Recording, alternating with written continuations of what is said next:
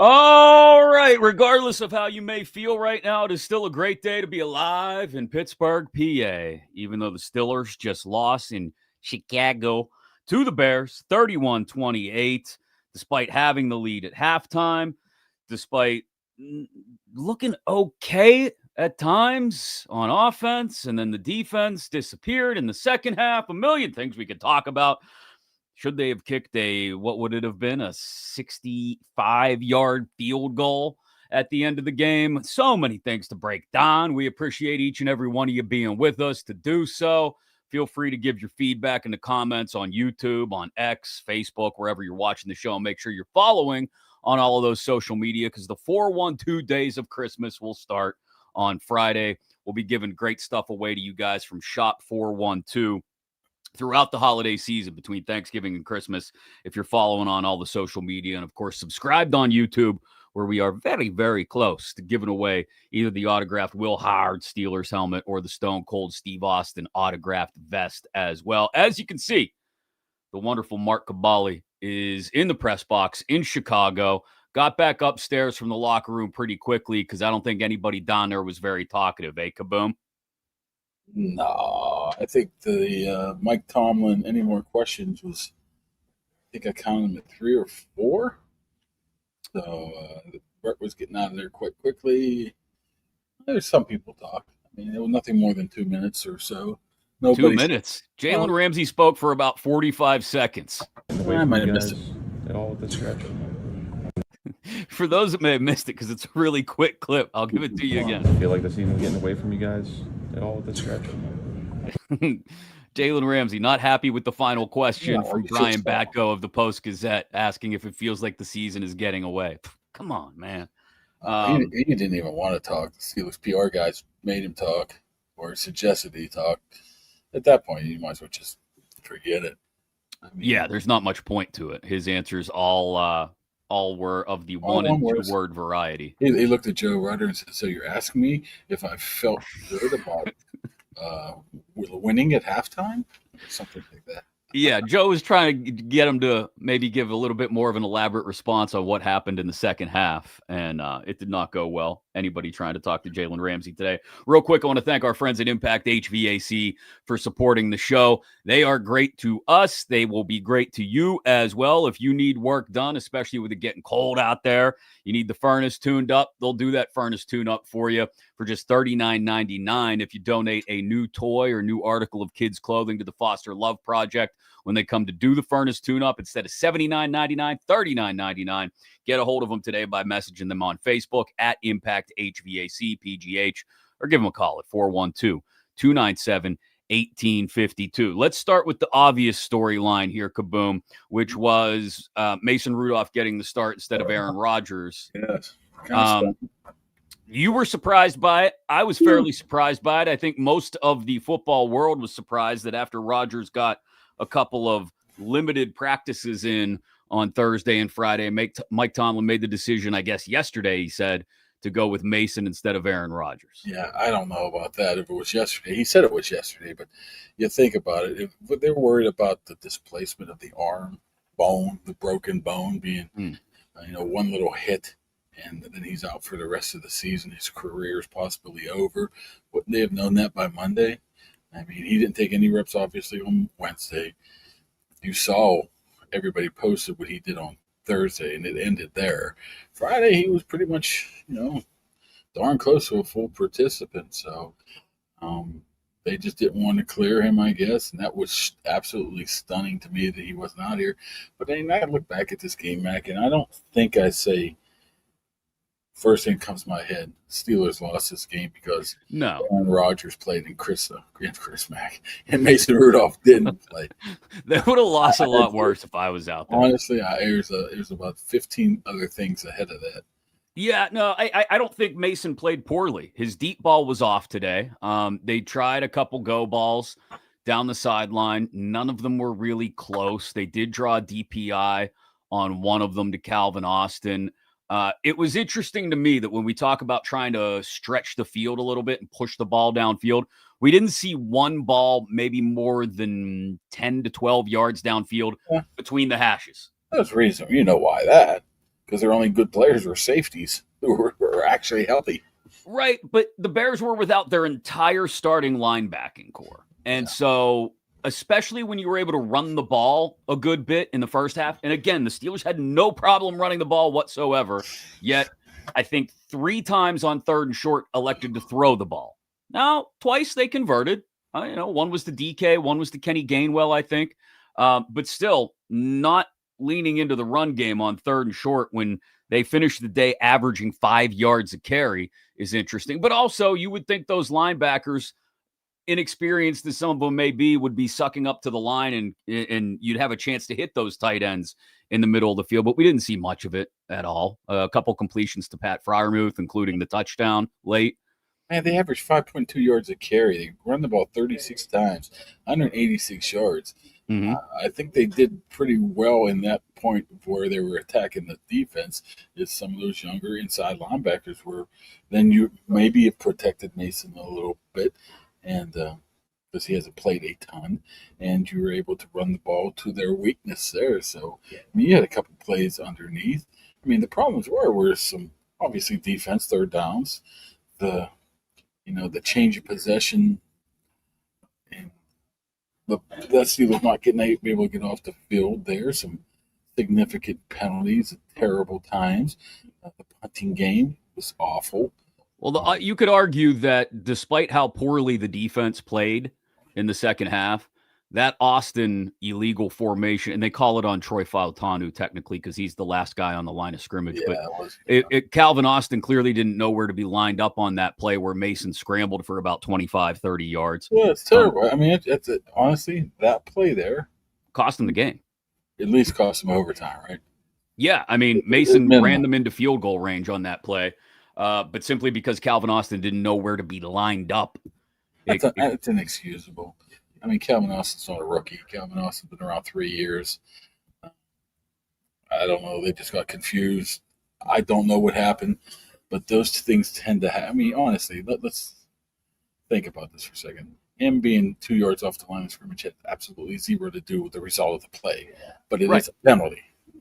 So, well, it's a penalty by the letter of the law, right? It's a penalty. It's a penalty, but it's not a question about that. It doesn't affect play whatsoever, in my opinion. It doesn't. So that's totally unnecessary, and you should be able to realize that you're off the lines. Whoever was next to him, I don't even know who was next to him. Darnell should have said yo, but whatever. That's a huge play. That absolutely. So I mean, it didn't help either. Before that, the cordless Waitman just shanked the punt. Dog. I mean, it just doesn't. I mean, at that point, you're thinking, okay, maybe a field goal. Now you took the win out of the game right then, or the regulation win at the time. They just were so. They talk about roller coaster week by week. There are roller coaster games here, man. At some point, you just say, that's just the mark of a average team. That's exactly what it is. You tweeted it out during the third or fourth quarter that you don't know what to expect, which team to expect week to week. And I responded, I don't know what to expect drive to drive. Like, this defense looked great in the first half again. TJ Watt with a strip sack in the end zone that turns into a touchdown. Caleb Williams looked really uncomfortable. And I'm shocked at how poor his accuracy is when he's off platform for such an athletic guy. But they played into the Bears' hands by backing off into this sort of soft zone in the third quarter. And it gave Caleb Williams the ability to just carve him up. Just watching this game, Mac, it didn't feel like the Steelers lost. No, it didn't. It didn't have the feel of a loss. It didn't. And that's the problem, I think, is that, they did most things right for 2.5 quarters of this game. And then all of a sudden it was like a switch flipped. And I would say after the Mason fumble, really, is when the switch flipped and the Bears took over the game and there was no looking back. And I don't know if that's a mental fortitude issue, which I know Mike Tomlin will probably put it on, and Cam Hayward put it on after the game, seemingly in his comments. But something happened there where it was like, oh, well, whatever. It's almost like they shrug and go, well, that's that. And it was like, no. You guys controlled this game in the first half, But the Bears capitalized on the turnovers. If you count the turnover on downs, they got 21 points off of turnovers. Even if you don't, they got 14 off of turnovers. And the Steelers didn't. They didn't capitalize off the turnovers. And they didn't come up with stops late when I shouldn't say late. They did come up with stops very late. But in the second half, they didn't come up with enough stops. And your offense puts together, what was it, a 17-play drive or whatever it was? You're well rested. You should be able to go back out there and handle things. And I guess they did after that drive. But there's no reason this defense should be sitting back and getting carved up by Caleb Williams. I mean, Caleb Williams isn't a bad quarterback, but he's not great either. It was frustrating to see moments where they just sit back and let Colston Loveland or DJ Moore or whoever run free in the secondary. The DJ Moore thing seemed like, you like to say that's a lack of communication. I think he saw the flag and thought it was a dead ball or something. You don't get that wide open.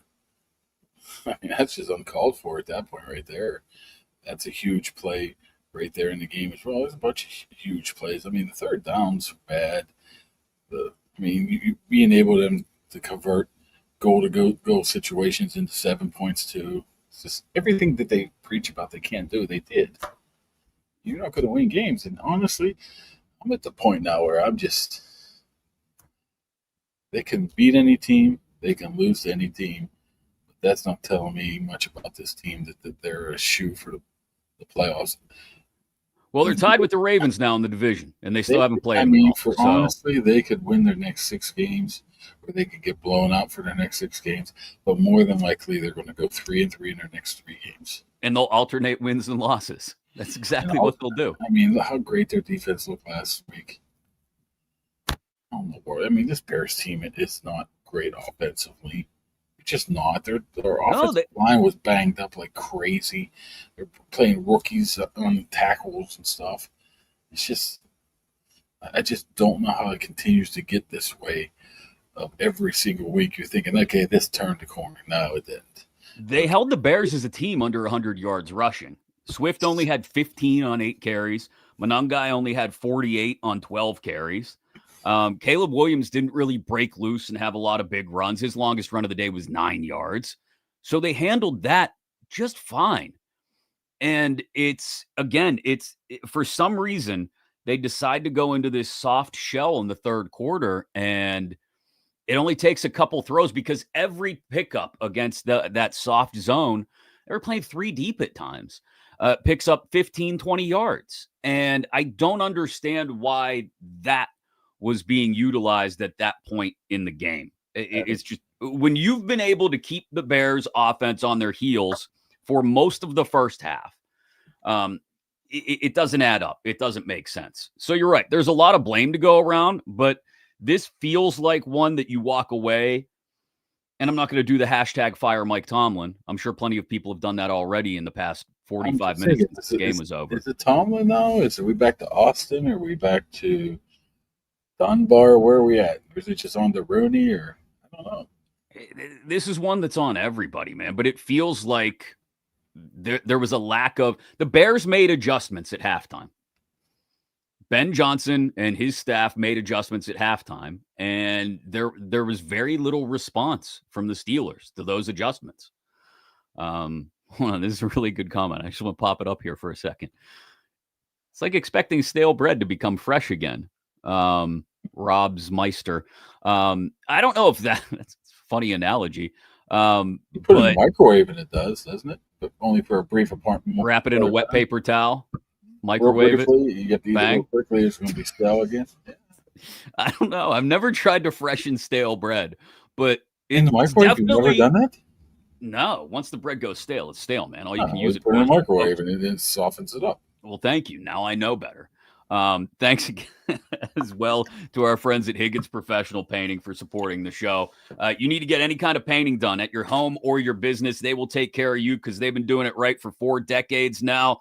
The Higgins family owns and operates and does all the work. They are fantastic too. The drywall repair, once you need it done before the painting, the interior, exterior painting, whether it's just freshening up the inside or giving it a boost to the curb appeal on the outside. Like I said, you own a business, commercial and industrial as well. They'll do it all. Get somebody from the area to handle it for you. Higgins Professional Painting. Go to higginsprofessional.com or give them a call at 412-344-0480 and schedule that free estimate. But I got one for you, Mac. I got one for you real quick. What? If the season ended today, the Steelers would be not in the playoffs.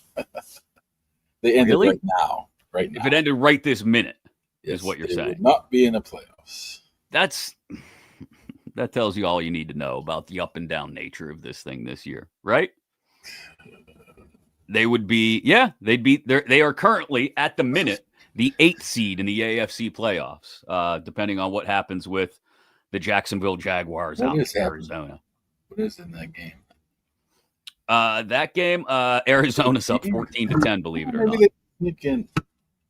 So at the end there.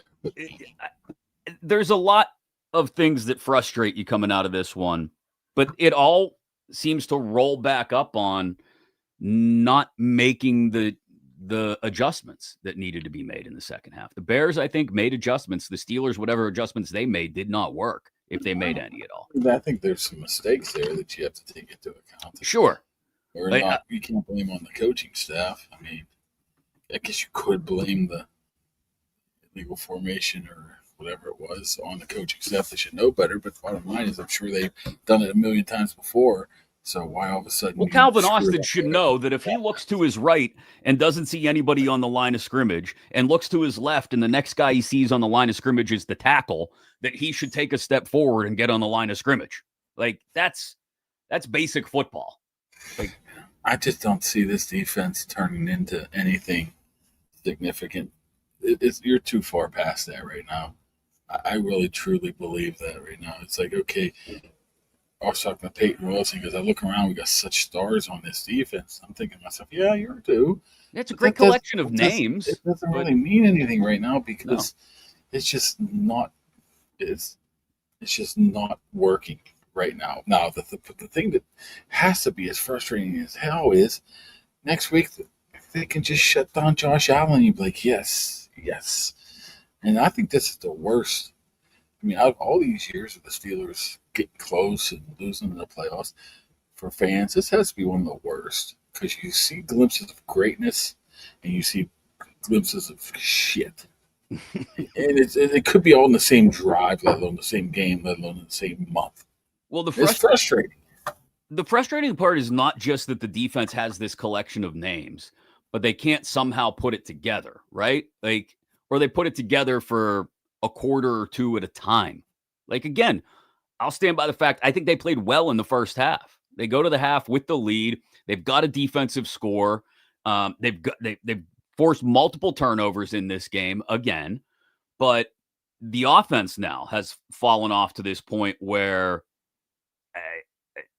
was there anything spectacular out of this offense today that you walk away from going, okay, I think their run game was good. I think their run game was good. Run game was good when they remembered to run the ball. But I guess the point is 55 of those yards are on a trick play too. So the point is they don't have the ability to score enough points to win games when their defense is so wildly inconsistent. Yeah. They still put up 28 points. Well, they put up 21. And it should be enough to win. It should be enough to win against this team. This defense should be enough to win. With this collection of names on defense, right? You're right. 21 points on offense should be enough, especially when the defense gives you a touchdown as well. Last week, the offense only scored 20. The week before that, the offense scored 10. I mean, the week before that, they had 6 turnovers and they scored 27. And two of those touchdowns were defensive. So technically they scored 13. The offense just is doing nothing right now. And I don't, it's not on either quarterback. I don't think. I really don't. Like, again, Mason's deep balls weren't accurate today, but I don't think it's on Rudolph or Rodgers. It's just on this offense, the way it's constructed, needs receivers, if they're going to catch anything more than 7 to 10 yards downfield, to be open. And nobody's open more than 7 to 10 yards downfield. And the offense isn't constructed to really get those guys open downfield. DK Metcalf averaged like 5 yards a catch today. I understand it. I mean, it's a little disappointing, but I thought they looked really good in that hurry up right before the 2 minutes, Mm-hmm. even though they wasted a lot of time to drive before that, and they wasted a lot of time in that drive, which was kind of strange. But like first, second, third, it was like Metcalf, it was Fryermuth, it was bang, bang, bang, bang before they got that penalty that knocked them back there. So they look good there. I still don't look at this offense as the reason why they lost this game. I think they did well enough. I think Arthur Smith to put together. He knew probably, like I said, probably earlier in the week that Aaron wasn't playing, so he had to somehow create a game plan that maybe is a little unique. And he was doing a lot of crazy stuff out there. I think they were doing a lot of Darnell Washington in motion, kicking out that freaking tackle, kicking out the edge. I mean, whoever it is, they were doing a lot of Matt Canada specials as well. They were doing the fake field goal or the fake tush push. I tell you one thing, you don't like to blame this on them, but these refs are like a little suspect today too. It was a poorly Blame officiated it on game. it. Apparently not as bad as CBS's broadcast. So I hear people are complaining about this. I see. I watched the entire thing on CBS. I didn't notice any appreciable problems with Ian Eagle or J.J. Watt. No, I think the cameras. Oh, the cameras. Yeah, there were a couple weird views. But no, you can't blame this one on officiating, but it was not a well officiated game. There was a missed face mask call on the Kenny Gainwell 4th down run. The tush push. The tush push was terrible. I mean, Darnell Washington shoved Connor Hayward forward 3 yards from a yard behind the line of scrimmage to 2 yards out beyond the first down marker. Yes. And they just ignored it. They pretended like it was whistled dead when it hadn't been. Yeah, so that's a terrible call. But I can't blame. No. That rolls up into the fact that this is a game where you blame a lot of different things. Sure. That play didn't help. But, when you're averaging 5 yards per play, that's not going to get it done. When you're averaging, I'm just curious, yards per attempt, I'd love to know. So Mason had 31 attempts and threw for 171 yards. I mean, that's not even 6 yards per attempt. This offense just can't. You're right. Like some of the play designs by Arthur Smith, like the fake tush push that Kenny Gainwell almost takes into the end zone, using Darnell Washington in motion to crack back on the backer, the end, or whoever is out there on the edge. I like that kind of stuff. It's great. But they're at a point where this offense has to put together 13, 14, 15 player longer drives in order to get in the end zone. Yeah, it's sort of like how their defense plays. That's how their offense plays. They want their defense to, they don't think that other teams can go 17 plays because they'll end up making a mistake, but that's what teams are doing to them. Yeah. And it requires, there's no explosiveness in this offense whatsoever. Just none with Rodgers or Rudolph. There isn't. And if that's the case, then your defense can't allow opposition offenses to score and to pick up chunks of yardage the way that they do. And so you're in a conundrum here where if you don't get perfectly, Mike Tomlin likes to use the phrase complementary football, right? If you don't get perfectly complementary football where all three phases execute at a 90, 95% level or better, you're not going to win a game. You're just not. And that's like to go back on what you said at the beginning, that's a sign of a very average team with a coaching staff who I don't think is doing much to help them be much better than average. Yeah, sometimes it's hard, though, if you have the receivers that they have. I know they were responsible for bringing them in, but when DK Metcalf is not living up to what he was billed at, maybe it's the quarterback, maybe it's the other guys. The number 2 guy really hasn't stepped up. I thought Calvin Austin was going to be a good number 2. He's pretty much flatlined since he come back from his injury. Roman Wilson was nowhere to be seen today. I mean, when your best guys like Roman Wilson's biggest play of the game was keeping Nashawn Wright from intercepting a pass down the sideline. When your best offensive weapon is Kenny Gainwell, and we're right at that point right now. He is our best offensive weapon. there might be some issues on offense. So that comes back to personnel, doesn't it? I mean, this is what fuels the fire of the why would you not ensure you have a number 2 wide receiver argument? But even if they did have a number 2, do you really trust his defense? Well, no. It goes back and forth. If you're talking about the trade deadline, they're going to give up a first and a third for what? I mean, like the whole wide receiver 2 conversation is one that's more than just the trade deadline. It's going back past the deadline into camp, going all the way back to Pickens, and telling yourself, hey, you know what? We feel like what had happened? What happened when DK Metcalf went out for a few plays? Ben Skoronek's out there running the position. And nothing against Benny Sko. Great guy. Makes a play every once in a while. But he ain't DK Metcalf. I mean, the personnel is the issue at the wide receiver position. And that can't be overlooked. Like, it can't be overlooked that they came in. They had a 1-2 punch after the Metcalf trade. They decided to dispatch the number 2 for whatever reasons they decided to. Okay. And as they show them on TV right now, losing 21-0. And that's it. Look, we've talked before. George Pickens may spectacularly implode, whether it's this year in Dallas or next year, wherever he ends up. But if you're going to move on from Pickens, then you better be ready to make another kind of move to find a second wide receiver, because the issue isn't with DK Metcalf, I don't think, getting open or not getting open. It's the fact that DK Metcalf is covered by 2 or 3 dudes on every play. So even when he does catch the ball, he's blanketed by people, and he averages 4.4 yards a catch like today. I think it's obviously that they value their 2, 3, 4 receivers more than anybody else does. But they're not 2s. There's not a 2 on this roster. They're all 3s and 4s. Can do it. Roman Wilson is going to do it, and that's what we've been hearing for the past 3 years here. But you know what? I say that, but then I fall back on the same thing. They got the answer right in their locker room, and they choose not to play him. Number 88, man, he can fill that role. They just choose not to play the guy, and I'm just baffled. He had to play less than 20 snaps today. He had to.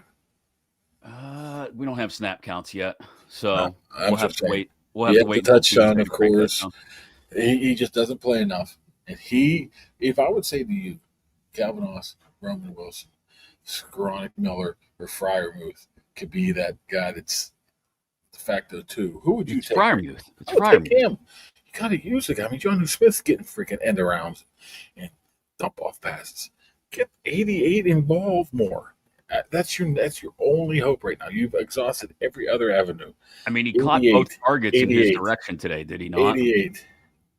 If you're paying him that money, and we've seen what he can do offensively with a skill player, as a skill set, give him the opportunity, because you have nowhere else to go right now. You're not going to the practice squad and get Keyshawn Williams or Montez Valdez-Scantling or picking up Odell Beckham or waiting for Brandon Cooks to get released. The guy's in your locker room.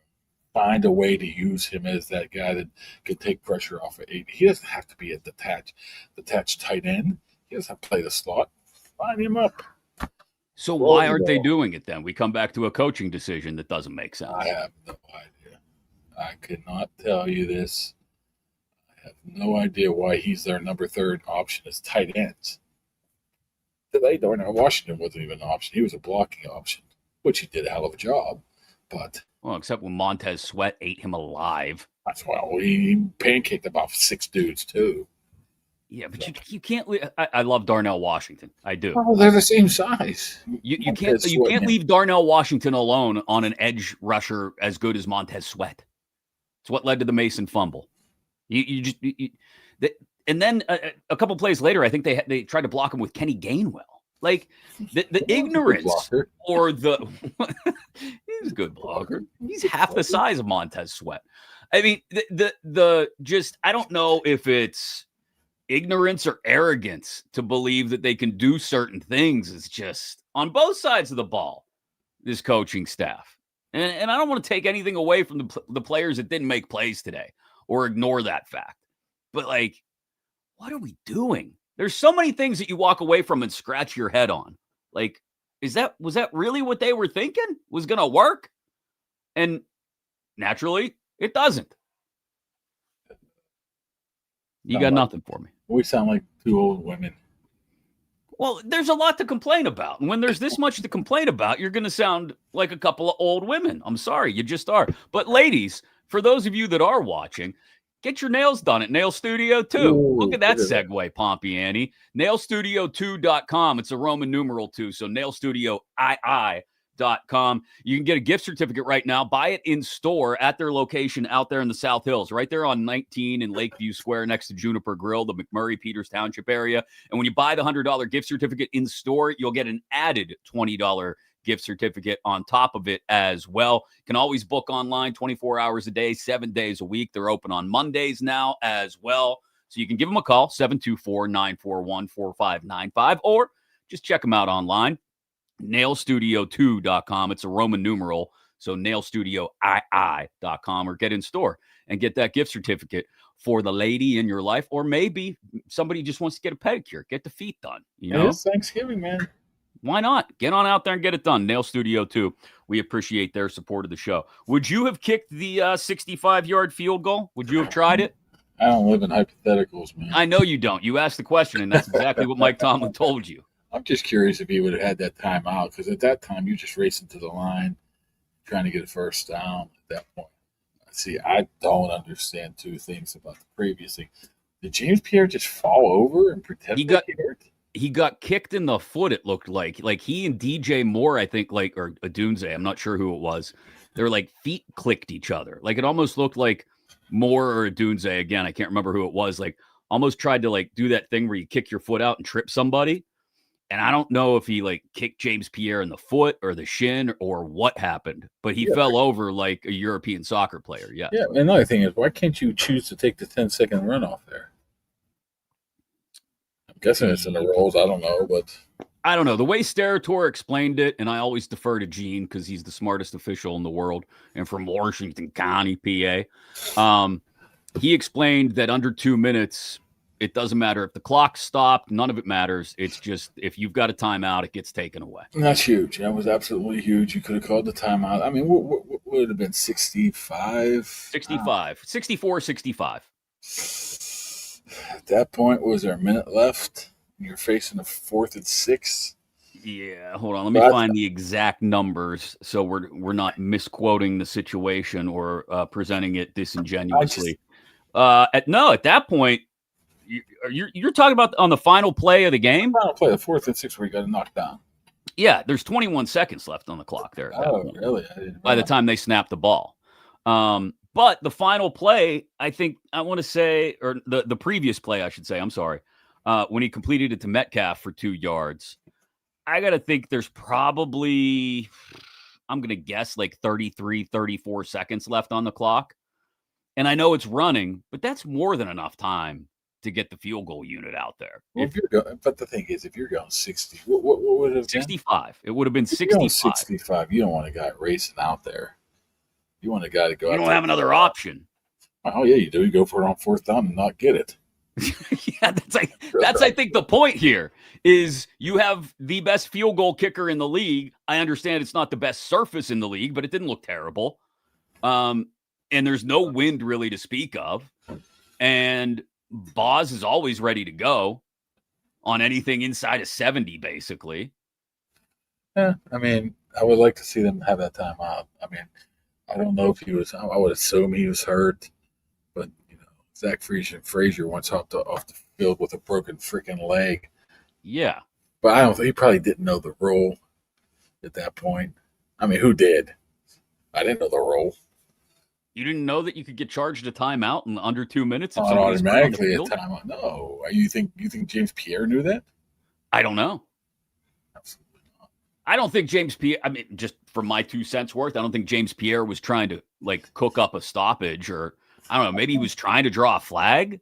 But at that point, yeah, it could have been. That could have been. I don't know. At that point, you got to get your ass off the field. Yeah. But honestly, that's something that I don't think they go in the meeting. Oh, if somebody kicks you with 42 seconds left, don't fall down because we need this extra timeout. I mean, I don't know if that's part of the handbook. I don't either. It's But either that's based on experience. yeah, but again, that was I don't know. The 65-yard field goal, I would have been tempted. Like, if you're the head coach in that situation and you see where you're at on the field, like you see after the pass to Metcalf, and I'm talking about a few plays earlier, they get it right to around midfield, right? They're at their own 49. And literally, if you're watching it on TV, you can see the red line for field goal range or green line, whatever they put on the screen, is at the edge of the screen. And it's like, okay, if we pick up another, I don't know, whatever it may be, 5 yards, we got to think about it, guys. How far is Boz willing to go from today? And again, if Danny tells you through all the gum that he's chewing that Boz can hit a 65 or try a 65, then you got to be ready. You got to have the kick team on the sideline ready to go and run out there and fire drill the thing. I told you, I'm sure he was ready, and I'm sure Danny was ready, but it was obviously not his call. It's Mike. Do you want him out there or not? I don't know. Maybe they thought it was too long. I mean, honestly, I just and the other thing too. I would like to know if they had the timeout and they would have called it there. Either way, I mean, you needed a timeout on a 4th down. At that point, they really could have used that timeout. Either they went for it or they would have kicked it. I'm curious to see if he would have went for it or kicked it at that point if they did have the timeout. Unless somebody, Mike Tomlin, or he has somebody in his ear going, coach, we got to have kick team ready. We got to have kick team ready. Fire drill ready if we need it. Like, yeah, once again, I'm not a big proponent of a 65-yard fire drill. Just not. What's a better option though at that point? Going to the best kicker. I'm making the argument just for argument's sake here at this point. But what's the better option? The best kicker in the league on a 65-yard fire drill. And again, it wouldn't have really been a fire drill. They would have had 30 seconds to get everybody out there and get lined up. Or to go for it on 4th and 6. I don't know. That's why we don't speak in hypotheticals. Right, exactly. Yeah. And by the way, speaking of Mike Tomlin on 4th downs. Well, speaking of Mike Tomlin, why is he telling everybody that Rodgers isn't playing and tells Glazer that Rodgers is playing next week, then tells us nothing in 2 minutes? Why is that? No, he was maybe. Did you walk in the room after he started? No. Oh, he said that because he already said that prior. He said Rodgers was starting to Glazer at noon. Okay. Week. So, and he talked to Evan Washburn down here, which was a total setup. Does he ever talk to somebody in a freaking hallway down there? Hold on. Are you talking about starting next week? Yes. Glazer came on it, whatever, on the Fox show and said, I talked to Mike Tomlin. He says he's going to start Rodgers next week. He's just not sure. Okay. Well, that's what he said in the post-game presser, too. He said Rodgers. I understand that because he already knew that was out there. What I'm saying is he was very short with us. And he took Glazer and Washburn and everything. So that's all I was getting at. You're just mad that the national guys got it, right? No, he can't even answer my, would you kick a field goal or not? Well, we'll see. I don't know. We were thinking about it. How about, I don't know. It could have been anything rather than, I don't know. Well, and he's also going to get away with the punt on, what was it? Which one? When they punted 3 times in one series? No. Well, no. The 2 3-and-outs to start the second half were disastrous. Where they might not have been 3-and-outs, but they punted on the first 2 possessions of the second half. Those were disastrous. But then it's, 4th and 9 or whatever it was late in the game. And because they got the ball back, and he mentioned this in his post-game press conference, he's going to get away with the excuse of, well, it worked. But it's 4th and 9 with 2 minutes left. This was right after Mason had the big scramble that got called back. And that's when Waitman comes in and punts it 33 freaking yards. He didn't have a good game at all. I mean, all 3 phases failed today. You got Kenny Gainwell, who granted had a great game on the ground, fumbling a knuckleball kickoff. You got, so special teams, including not giving Boz a chance at the end. Defense, giving up a ton of yardage in the second half before they finally clamped down when they had no option but to. And then the offense looking completely and totally inept at pushing the ball more than 7 yards downfield at a time. And they only lost by 3 points. There's applause. This is a 9-8 team. This is a 9-8 team. Stand up, my knee is killing me. All right, stand up then. This is a 9-8 team that's going to barely, if they do, scrape into the playoffs and go someplace like, I don't know, Denver or Indy or New England in the first round. Let's make it a drive trip, please. And lose. Okay, Indy, how's that? All right. You can go visit Pat and the boys. I'll do that. But that's what they are. I don't know why. Look, I'm getting mad at myself. I get caught up every time they win a game like they did against the Colts a couple weeks ago, or even against the Bengals last week. I'm like, oh, yeah, you know what? They might still win the division. No. Well, tied with the Ravens. The Ravens are going to beat them at least once. The Ravens are going to win the division. The Steelers are going to be a wild card, 9-8, 10-7 at best, if something fluky happens in the last 6 weeks of the season. And then they're going to lose in the first round again. And we're going to have all the same conversations we've just had for the last year.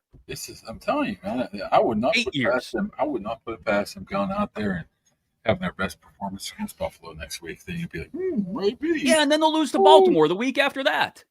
Then they'll beat Miami. Then they'll go up in Detroit. And they'll lose to Miami to beat Detroit. Yeah, it doesn't matter anymore. That's what I'm trying to get to you from the beginning. I totally agree. Yeah. Here's the point where they are what they are. I thought they had better. Wildly average and inconsistent. That's what they are. That's when I refer to the Pirates all the time too. No, the Pirates just suck. They out and out suck. Except every fifth day they've got a chance because Paul Skeens. No, I'm talking about a couple of years ago. They would win 7, 10 in a row. Then they would lose 15 in a row. I mean, when you go like this and this and this, that means you're not good enough to be this. Yeah, I guess. Thanks to the Dan Heck team, they're good all the time. I'm becoming a hater, Mr. Bailey. I'm normally not a hater.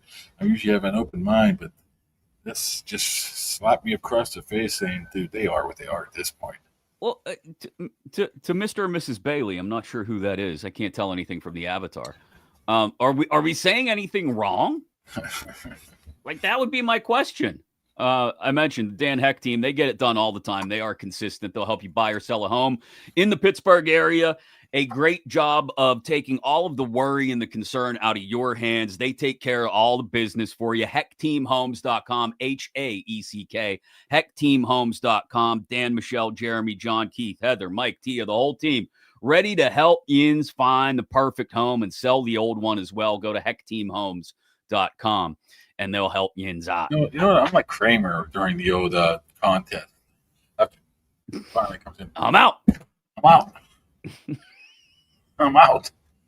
And I sleep nice for rest of the year. Do you think Mike Tomlin would use the Dan Heck team to sell his house? Jeremy suggested that on Twitter. I don't know. What's Jeremy's last name? I don't know.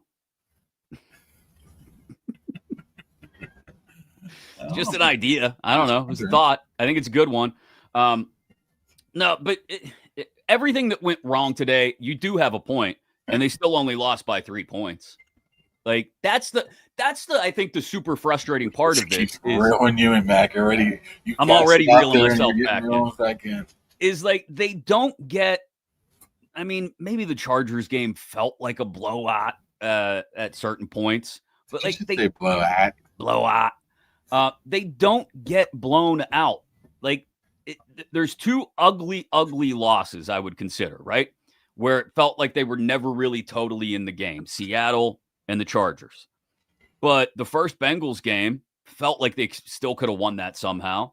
The Packers game, they were in total control for a half before they melted down. In this game, it felt like they could have won it down to the final possession. And that's the super frustrating part is they're never so far out of a game that like you put on Red Zone and watch something else or walk away and go cut the grass or go rake the leaves. Like you're invested in it 60 minutes every single fucking week. And despite the fact that they play like crap sometimes, you still feel like they have a chance. I go to the sister-in-law's house for meatballs. You'd never do that. I do that after the post-game show.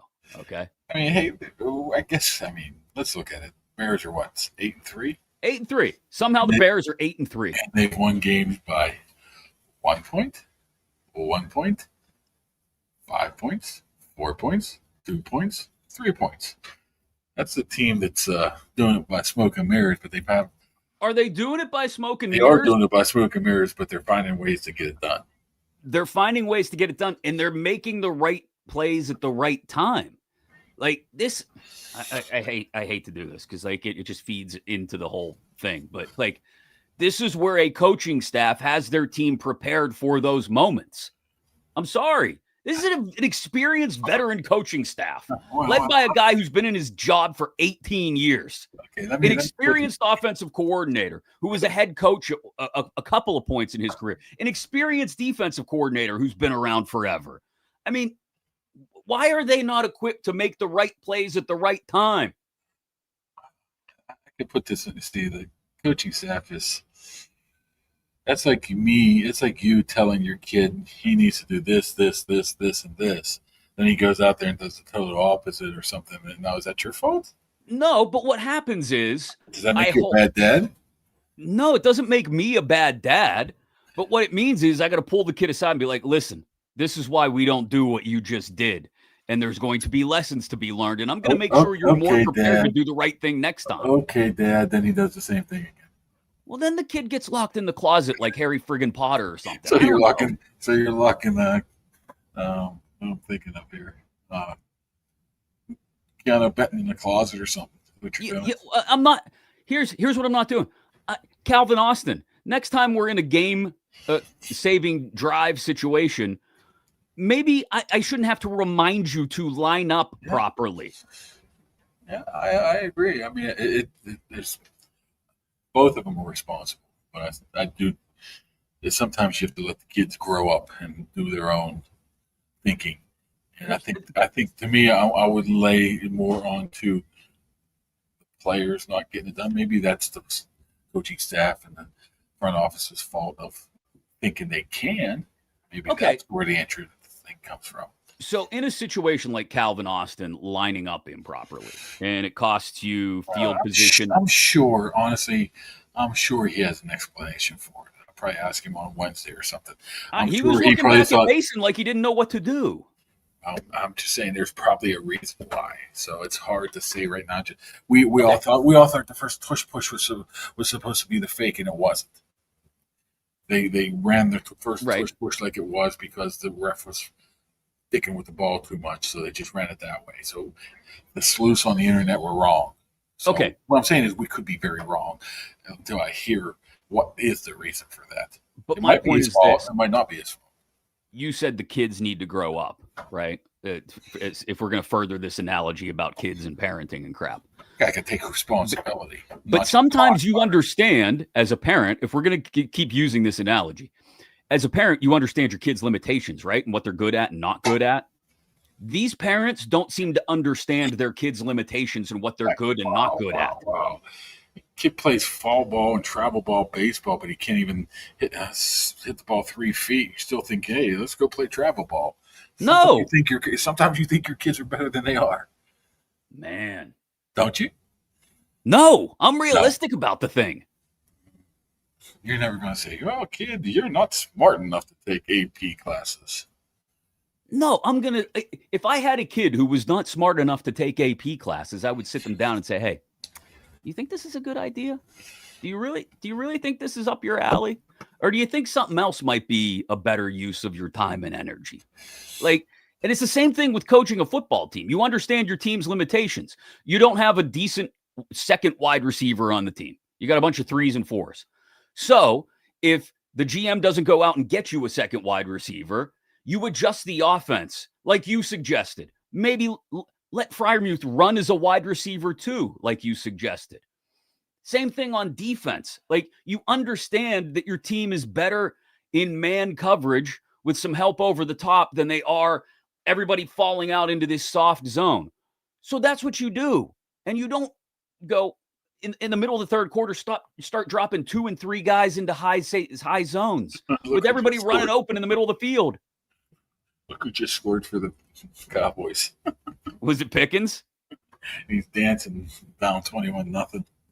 Yeah, well, they probably could have used them today. All right. One more.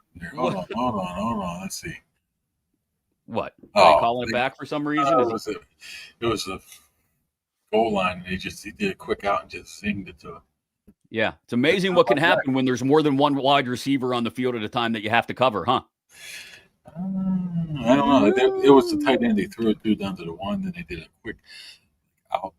Hit that kid. Man, Dak's been unbelievable. But Dak's been very good this year. I mean, you got to give George some credit, but Dak is really having a good season.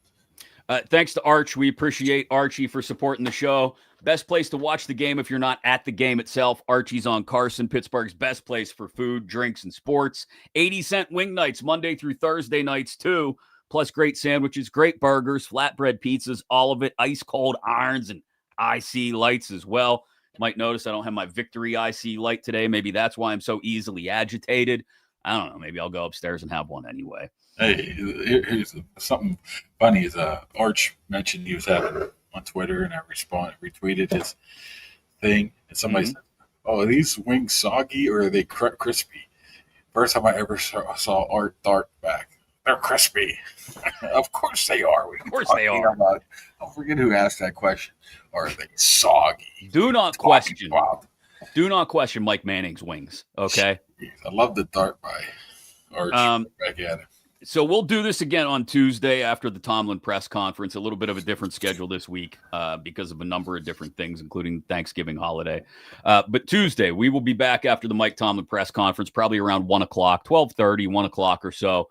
We'll talk about what he had to say that day, which will be a whole lot of nonsense probably, because we've established the fact that he says whatever he wants to say to get people off his back during the press conference.